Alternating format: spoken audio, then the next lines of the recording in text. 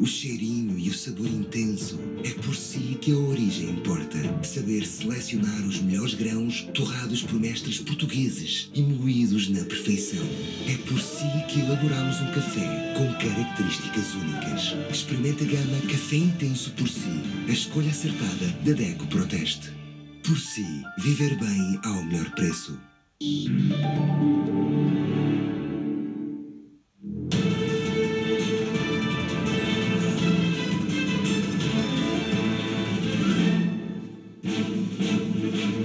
A vacina da AstraZeneca só vai ser dada em Portugal a quem tiver apenas menos de 65 anos.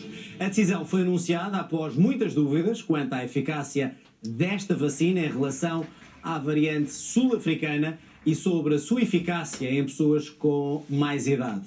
Assim, o primeiro lote da farmacêutica de 43.200 doses chegou já ontem a Portugal. No balanço da vacinação em Portugal, também feita agora, ficamos a saber que foram dadas quase 400.000 doses da vacina contra a Covid-19. Quase 105.000 pessoas já completaram mesmo a vacinação, mas com as 2 doses. Até ao final de março, Portugal conta receber ainda 1.900.000 doses de vacina. Até agora foram apenas entregues perto de 500 mil de vacinas em Portugal. Já cá estão as vacinas da AstraZeneca, 43.200. Tendo em conta as dúvidas de muitas nações quanto à indicação acima dos 65 anos de idade, faltava saber a decisão de Portugal. Dúvida satisfeita com a publicação da norma da Direção-Geral de Saúde. A opção tomada nesta data foi a de privilegiar a sua utilização nos grupos etários abaixo dos 65 anos. Não está, obviamente, em causa qualquer questão relativa à segurança, à qualidade desta vacina. Todas as pessoas com menos de 65 anos, dos grupos definidos como prioritários para a fase 1, serão privilegiadas com a vacinação desta vacina da AstraZeneca. Portugal alinha assim com a decisão de países como a Alemanha, a Áustria, Dinamarca ou Noruega, vacinando até aos 65 anos. E quanto às preocupações com a mutação de África do Sul do novo coronavírus, as autoridades de saúde estão a acompanhar de forma muito atenta aquilo que vai acontecer no que diz respeito à relação entre as variantes e as vacinas, neste caso a AstraZeneca e todas as outras. A Portugal, garante a Ministra, já foram entregues até a final da semana passada perto de 500 mil de vacinas. Reiterou que da AstraZeneca chegaram então no domingo 43.200, um primeiro lote de 2 a receber ainda este mês. Já da Pfizer-BioNTech chegaram esta segunda mais 87.750 e no final desta semana, da Moderna, viram mais 22.800. E quanto ao total esperado até final de março, está em causa um total de cerca de 1,9 milhões de doses de vacinas. O país tem agora quase 397.500 pessoas inoculadas contra a Covid-19. 292.000 têm apenas a primeira dose, ou seja, 73%. Esta semana serão dadas mais 120.000 doses a vários grupos prioritários. Os trabalhadores de serviços não essenciais têm reservadas mais 19.000. O SNS está ainda sob grande pressão, mas para já a estratégia, diz Marta Temida, é tratar dos nossos cá dentro. Estas 2 semanas, esta e a próxima, que serão ainda semanas de muita pressão sobre os cuidados hospitalares e, sobretudo, os cuidados intensivos, nos permitam manter esta linha de resposta, sendo certo que, como sempre temos dito, o que mais nos preocupa é garantir os melhores cuidados aos utentes que deles precisem. Um balanço feito depois da reunião da Task Force para a vacinação contra a Covid-19 em Portugal. E em todo o país já há centros de saúde a agendar a vacinação de pessoas dos 50 aos 79 anos com pelo menos uma das seguintes patologias: insuficiência cardíaca, doença coronária, insuficiência renal, doença pulmonar obstrutiva crónica ou doença respiratória também crónica. Para além destes casos, está também já a ser agendada a vacinação de idosos com mais de 80 anos. Nestes 2 grupos foram identificadas 957.000 pessoas para vacinar a partir de agora. O agendamento e convocatória para a vacinação é feito por mensagem escrita ou para o telemóvel, por uma chamada telefónica em fixo, ou, em alguns casos, quando não é possível, por uma carta. Em caso de ausência de resposta destes utentes, quer ao SMS ou mesmo à carta, o Centro de Saúde não desiste, vai insistir no contacto, sempre através de telefonema. Não venha, mas ainda não tenho a idade. A vacina tem sido tema de conversa entre a vizinhança na aldeia de Fontelo, em Vila Real. Maria Cândida aguarda ser chamada, mas vive sozinha e pouco usa o telefone. Vieram-me dizer que era agora breve a vacina, mas eu ainda não sei quando é. E quem é que lhe disse? O Sr. Filipe. O Presidente da Junta? Sim, sim. A senhora tem telefone? Tenho, mas não sei fazer nada disso, só sei receber. Chamadas? Sim. Não sabe responder a mensagens, por exemplo? Nada. Nem sei fazê-las, nem responder a isso. A convocatória para a vacina pode ser enviada por carta, mas a forma mais comum será por SMS. A Ministra da Saúde garante que vai chegar a todos. Deixar a tranquilidade de que se esse SMS não for respondido, haverá um novo contacto e deixar também a mensagem de que se não houver nenhum SMS respondido, haverá um contacto telefónico. 40 unidades de saúde já começaram a agendar e a convocar utentes para a vacinação. As restantes 59 começam apenas esta terça-feira. Foram já realizados 2.380 agendamentos destes e que foram enviados 1.677 SMS, tendo 902 pessoas respondido que sim. Números muito aquém da listagem total de idosos com mais de 80 anos ou de pessoas com mais de 50 e doenças de risco abrangidas nesta fase. Os serviços competentes identificaram até à data cerca de 957 mil pessoas no grupo mais de 50 anos e uma de 4 comorbilidades e no grupo mais de 80 anos. Esta semana vai ser disponibilizado um simulador na página da Covid-19 para quem tem mais de 50 anos e doenças de risco, perceber quando vai ser vacinado. 1.200.000 alunos começaram hoje o ensino à distância. Não há para já data de regresso presencial de novo às escolas.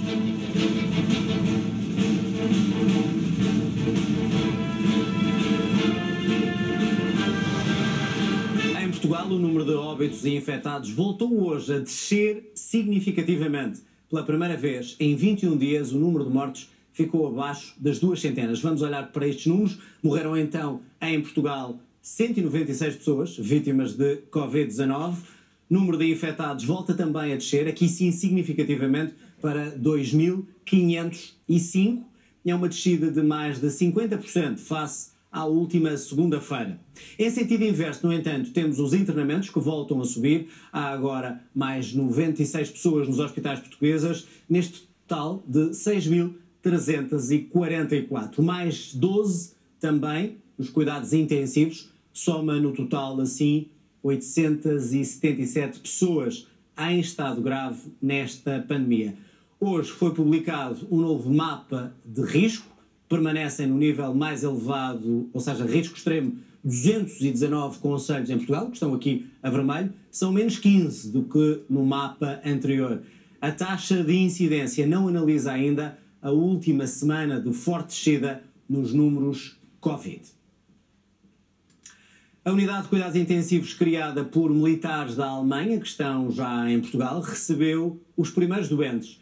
Estes profissionais de saúde da Alemanha podem ficar no nosso país até meados de abril.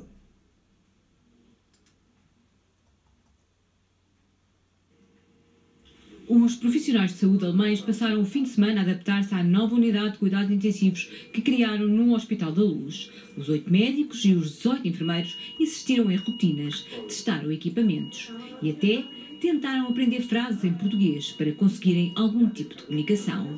E esta segunda-feira já receberam os primeiros doentes. Neste momento o doente que está na unidade é um doente que veio do Hospital Garcia Dorta.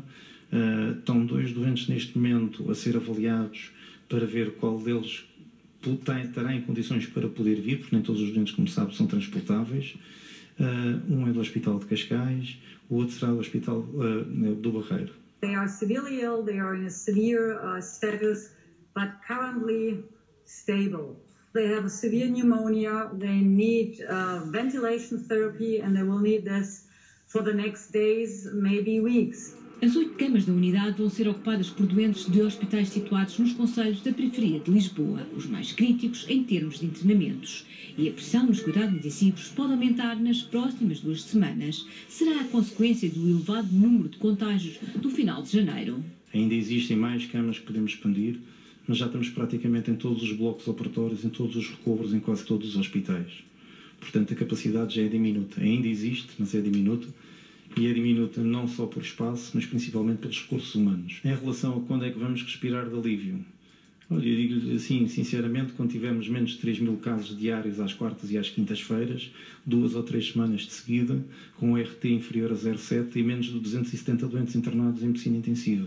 As ofertas de ajuda internacional mantêm-se de Espanha, Áustria, Luxemburgo, por exemplo, mas João Gouveia sublinha que só serão viabilizadas se não houver capacidade de resposta interna. A equipa alemã ainda vai permanecer mais umas semanas. My job here is to stay for 3 weeks. But I can imagine that it is necessary to stay longer or to bring in a second team. Eu diria que pelo menos até meados de abril nós vamos precisar ou devemos ter a capacidade de medicina intensiva o mais esticada que nós consigamos. Meados de abril, altura em que se prevê que os resultados do atual confinamento sejam consistentes e que o número de contágios diminua de tal maneira que afaste a pressão sobre o internamento hospitalar. Só em janeiro morreram com Covid-19 em casa 342 pessoas em Portugal. É uma subida de 183% quando comparamos com o mês anterior. A Direção-Geral de Saúde diz que está a investigar o contexto em que ocorreram estas mortes Covid em casa. Os dados são ainda provisórios, mas já revelam uma triste realidade. Só durante o mês de janeiro morreram em casa com Covid-19 342 pessoas.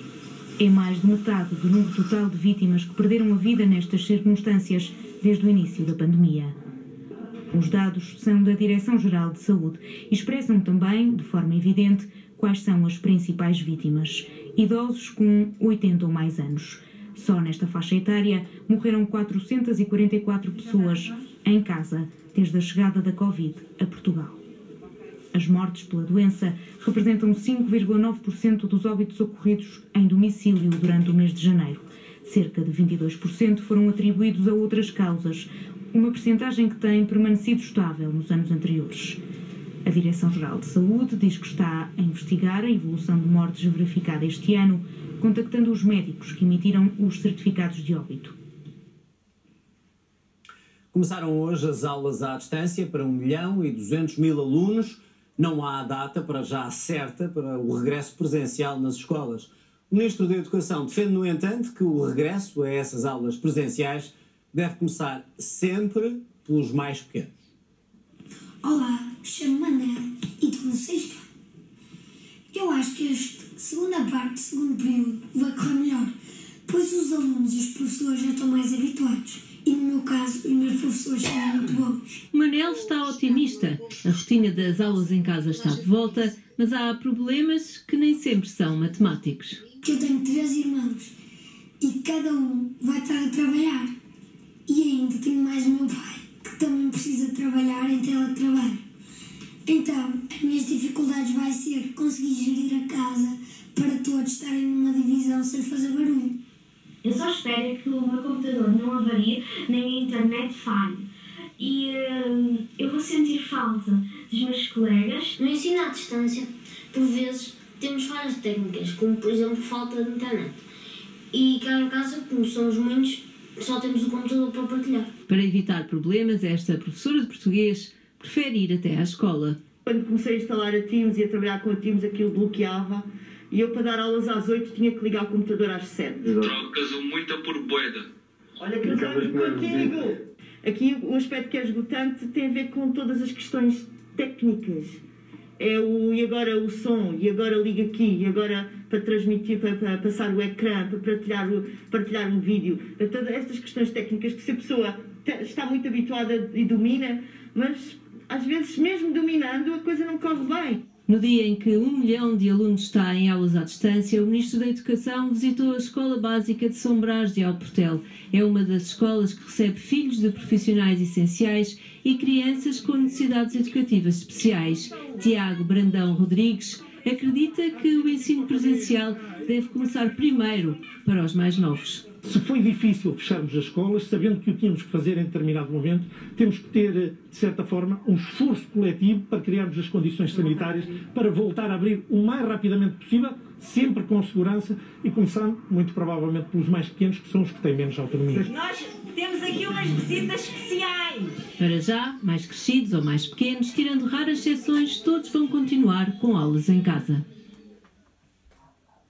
Recomeça este ensino à distância, mas são ainda muitos os alunos que não têm acesso à internet ou simplesmente o computador prometido pelo governo. Várias autarquias e projetos de ação social estão a acompanhar os casos de maior necessidade. Na aldeia de Múrias, distrito de Bragança, a velha escola primária reabriu. É lá que se juntam agora para aprender 5 alunos que não tinham sequer acesso à internet. A segurança à entrada é exigida pelo chamado novo normal, mas depressa se percebe que esta é definitivamente uma escola diferente. A primária da aldeia de Múrias, no concelho de Mirandela, encerrou há 14 anos. Agora só abre quando as outras encerram. Professora. É a página 77. Tá. Pelo menos 5 alunos do primeiro ao 7º ano vão acompanhar aqui as aulas à distância e é fácil perceber porquê. Se estivesses em casa estarias sozinha, não? Sim. Em casa tens internet e computador? Não. Já no primeiro confinamento fizemos este tipo de apoio às crianças, porque, pronto, nas aldeias vizinhas não há acesso à internet, nem à rede móvel, porque estes meninos não têm computadores, nem sequer possibilidade também para os adquirir. Eu tenho uma menina que nem sequer tem televisão, nem luz em casa. A falta de computadores afeta também alunos em Torre de Moncorvo, no distrito de Bragança. Esta família tem um computador disponibilizado pela autarquia, mas nesta casa vivem 2 alunas. O computador dá pura e simplesmente para a mais pequenina, onde a mais velha está sem aulas porque não tem computador. Não consigo mesmo porque também o meu telemóvel não dá para entrar nas aulas nem nada. Preciso mesmo de um computador para conseguir assistir às aulas. A Câmara de Moncorvo identificou 142 alunos sem computador. Não conseguiu acudir a toda a gente. A remessa que nos veio, só nos vieram 65 computadores do primeiro ciclo. Os outros vêm do estrangeiro e eles não têm possibilidade nenhuma, ainda mais agora que nem sequer conseguem fornecer ao Governo, quanto mais a nós. Na freguesia de Ramaldo, no Porto, o projeto de ação social ASAS está no terreno e já identificou cerca de 50 famílias que não vão conseguir acompanhar as aulas à distância. É o caso da família Rodrigues. Videochamadas e assim é para esquecer, não dá. O computador não tem câmara? Não tem câmara e se dá para uma não dá para outra. De facto, há crianças que, por estarem em potencial risco, terão de facto que ter aulas presenciais. As aulas presenciais estão a ser garantidas em cerca de 700 escolas de acolhimento em todo o país. E os conteúdos para o ensino secundário vão estar também disponíveis nas plataformas digitais do Estudo em Casa. As aulas começaram a ser difundidas também pela televisão digital terrestre.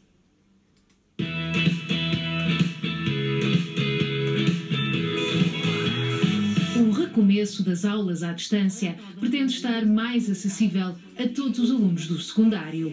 Tendo, por isso, o Ministro da Educação acompanhado o primeiro dia das novas emissões produzidas pela RTP e que de hoje em diante podem ser acompanhadas na posição 8 da TDT, a televisão digital terrestre. Decidimos que era importante fazer o 10º, o 11º e o 12º anos, não só nas vias científico-humanísticas, como vemos aqui também para os cursos profissionais, porque aqui tínhamos uma aula de economia da área de integração, a falar sobre fundos comunitários, sobre a importância da Europa, o papel de cada um de nós na União Europeia. Se antes já estavam disponíveis nas plataformas digitais do projeto Estudo em Casa, agora ganham uma redundância.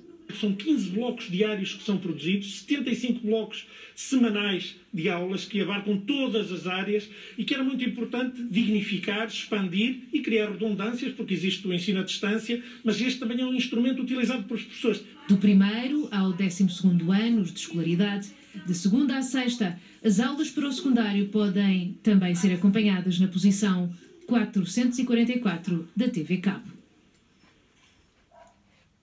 As aulas online obrigam a que todos os alunos tenham internet em casa. Os planos mais baixos só de internet rondam os 25 euros. O Governo vai, por isso, criar uma tarifa social também para a internet, mas só deve estar em vigor em junho. Alunos em casa, aulas online, internet obrigatória. É a nova realidade que obriga os estudantes a usar a rede de casa. Em alguns casos, obrigará os pais a subscrever um plano. Algumas operadoras têm a opção de apenas internet, outras obrigam a subscrever também o telefone fixo. Os preços são praticamente os mesmos e obrigam a uma fidelização de 2 anos. 25 euros é o preço mínimo para quem quer ter internet em casa. E neste caso estamos a falar de uma velocidade de 30 megabytes por segundo. Para termos uma noção, o sinal que recebemos oscila entre os 10 e os 30 megas, já o que enviamos é bem mais baixo, ronda os 3 megabytes por segundo. Pode ser pouco para quem não quer ter falhas de sinal. Ou seja, os valores podem não ser suficientes para as necessidades. Há vários casos e há vários cenários em que se calhar estão 2 filhos no ensino à distância, estão os pais em teletrabalho e se calhar estes pacotes podem ser um bocadinho curtos, não é? Insuficientes. Para não conseguirem os colegas todos, eu diria no mínimo uma ligação para aí de 100 megas de download, 50 megas de upload. Para isso, o valor da fatura sobe, pelo menos cerca de 10 euros. É um valor muito significativo e quando pensamos juntar um serviço público essencial a uma necessidade básica, que é a educação, de facto ficamos aqui com um amargo de boca por perceber que não há oferta, se quiser até uma oferta social para as populações mais frágeis do ponto de vista económico. Para as famílias mais desfavorecidas, já há muito que o Governo anunciou estar a trabalhar na criação de uma tarifa social de internet. A RTP, o Ministério das Infraestruturas, confirma que a medida deverá entrar em vigor no segundo semestre deste ano, ou seja, descontos, na melhor das hipóteses, só a partir de junho.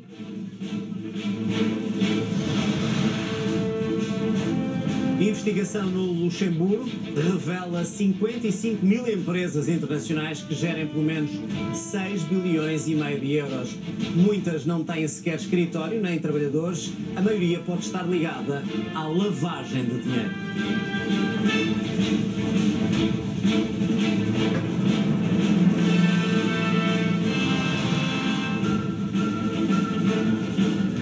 Francisco Rodrigues dos Santos vai marcar uma reunião com o grupo parlamentar do partido. Depois das posições assumidas pelos deputados no Conselho Nacional, o líder quer clarificar as condições de lealdade e cooperação. Telmo Correia garante que o grupo parlamentar é e será leal no relacionamento com os outros órgãos do partido. Nada ficou por dizer. Ouvi acusações de força de bloqueio e de trabalho do grupo parlamentar à revelia da direção do partido. Eu gostava de dizer que isso é falso. Eu ouço aqui falar do esforço de união. Eu fui candidato e tive 46%, esforço de união zero. Qual é a percepção que a direção do partido tem do trabalho do grupo parlamentar? Todos, sem exceção, estiveram ao lado de Adolfo Mesquita Nunes, que desafiou Francisco Rodrigues dos Santos. Todos, sem exceção, queriam um congresso extraordinário. A relação sempre foi tensa entre os 5 deputados do CDS e o presidente do partido.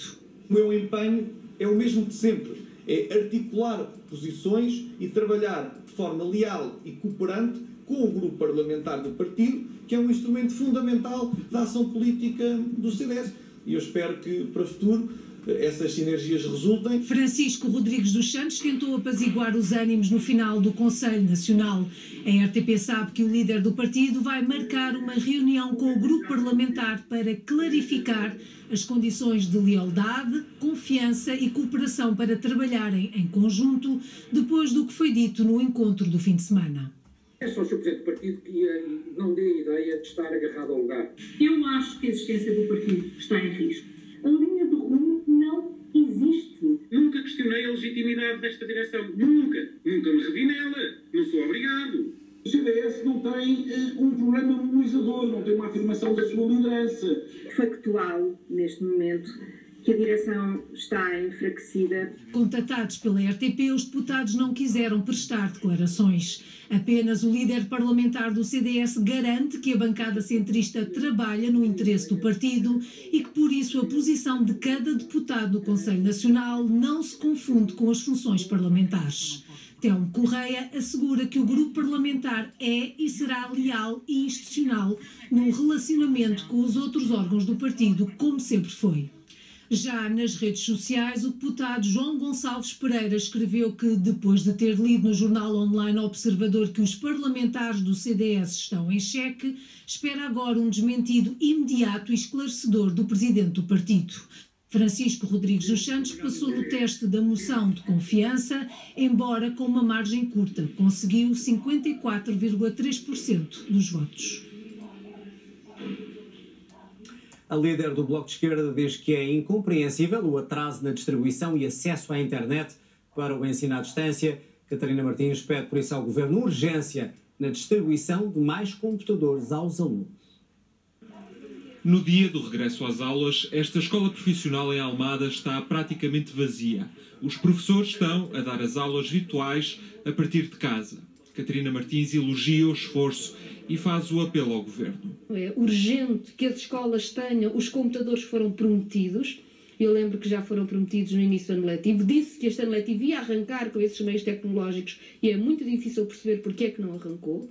É urgente garantir o acesso à internet, nomeadamente a tarifa social, mais uma vez prometida em abril do ano passado e aparentemente demora mais de um ano a implementar, incompreensível. E em terceiro lugar, que essas medidas tenham em conta todo o país, as suas múltiplas realidades e que não se deixe ninguém para trás, nomeadamente não se deixe também os alunos do ensino profissional para trás. A líder do Bloco critica a falta de acesso de meios às escolas profissionais no ensino à distância. Para os pais, Catarina Martins também exige mais apoios. Assim que for possível, devem reabrir, sobretudo, as escolas dos ciclos mais jovens e, portanto, falamos das creches, do pré-escolar, do primeiro ciclo, como prioritários nessa reabertura, que deve ser feita quando for possível, só quando for possível e assim que for possível. Para o Bloco de Esquerda, a reabertura das escolas deve ser feita logo que a pandemia o permita, com desdobramento de turmas e rastreios regulares a alunos e professores.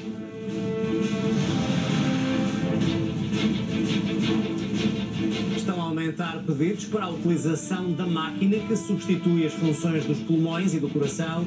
O Hospital de São João é um dos maiores centros desta técnica que salva doentes dados como casos perdidos.